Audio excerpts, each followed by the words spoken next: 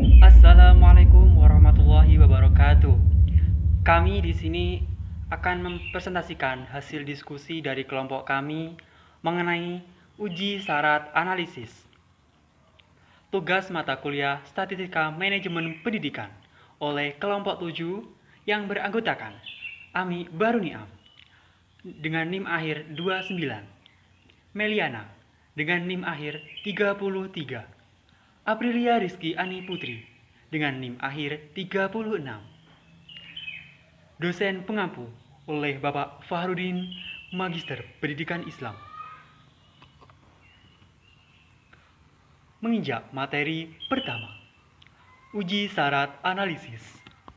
Uji syarat analisis terbagi menjadi dua macam, yakni yang pertama, konsep uji normalitas. Yang kedua, konsep uji homogenitas. Pertama-tama kita akan bahas mengenai konsep uji normalitas terlebih dahulu. Konsep uji normalitas. Uji normalitas merupakan suatu pengujian sekelompok data untuk mengetahui apakah distribusi data tersebut itu membentuk kurva normal atau tidak.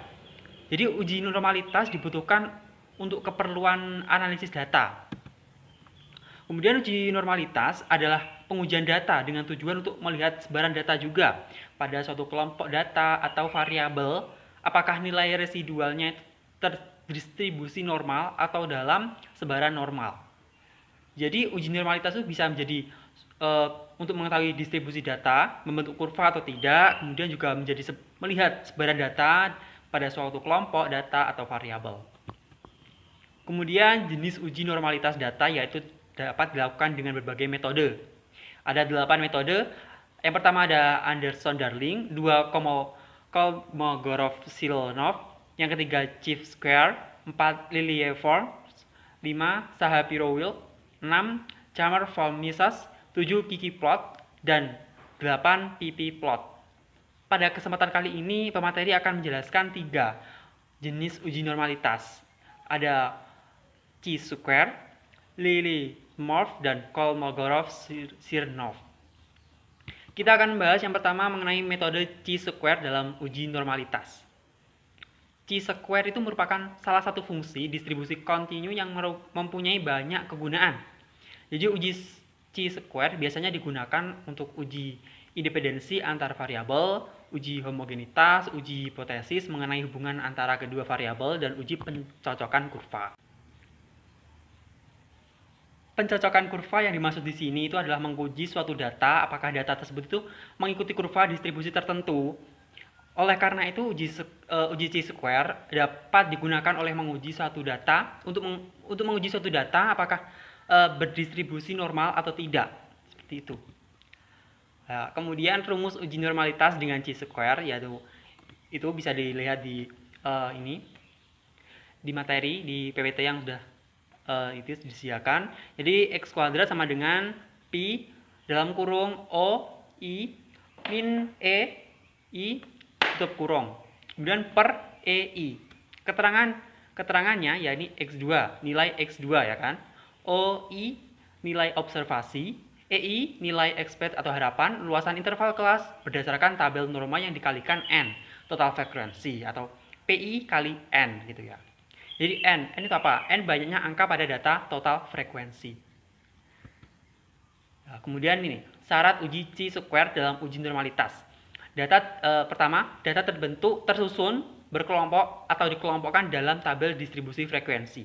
Kemudian yang kedua, cocok untuk data dengan banyaknya angka dasar besar, N lebih dari 30. Kemudian yang ketiga, setiap sel harus terisi, yang kurang dari 5 digabungkan. Kemudian contoh uji Chi-Square dalam uji normalitas. Jadi contohnya ini. Contohnya diambil tinggi badan mahasiswa di suatu perguruan tinggi tahun 2010.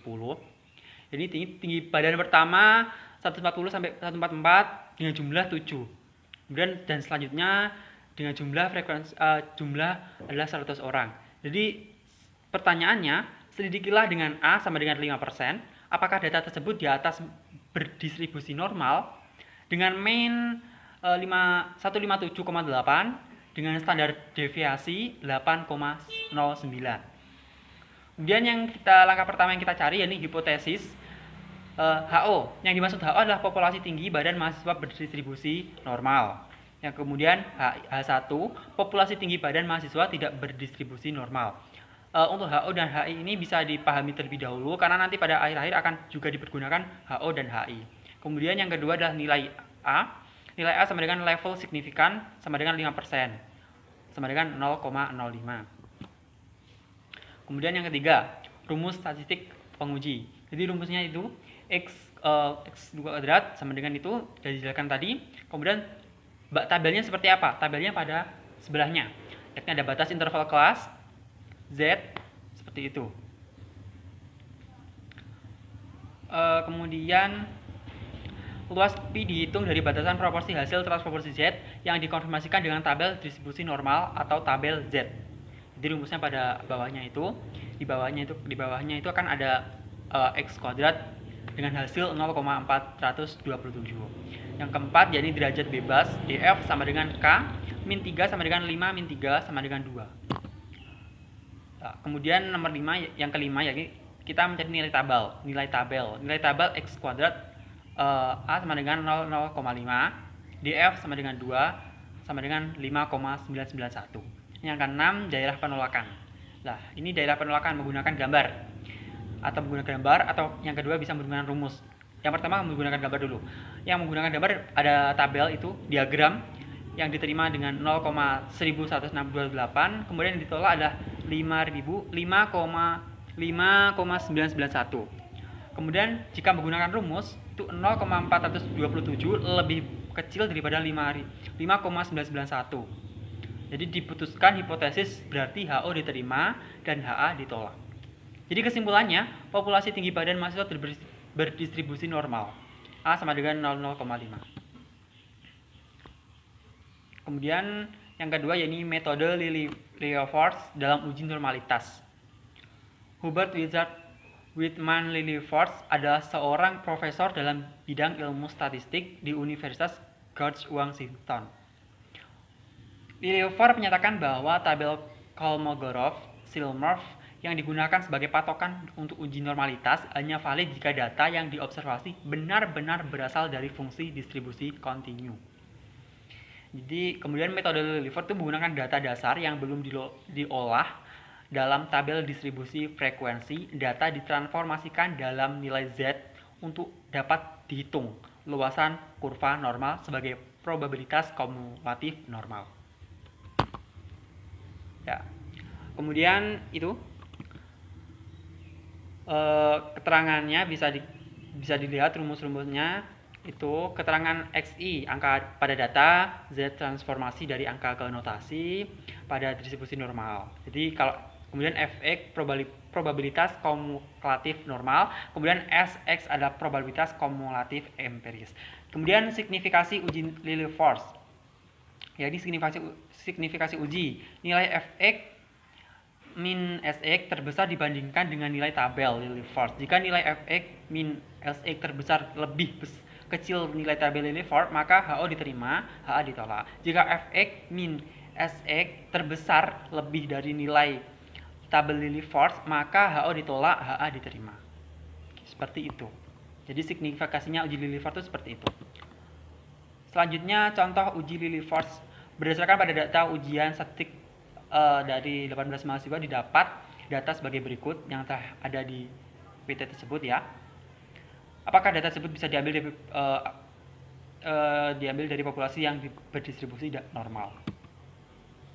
Nah, penyelesaiannya seperti itu. Kemudian penyelesaian rumus Lilliefors. Hipotesis Lilliefors HO, populasi nilai ujian statistik berdistribusi normal.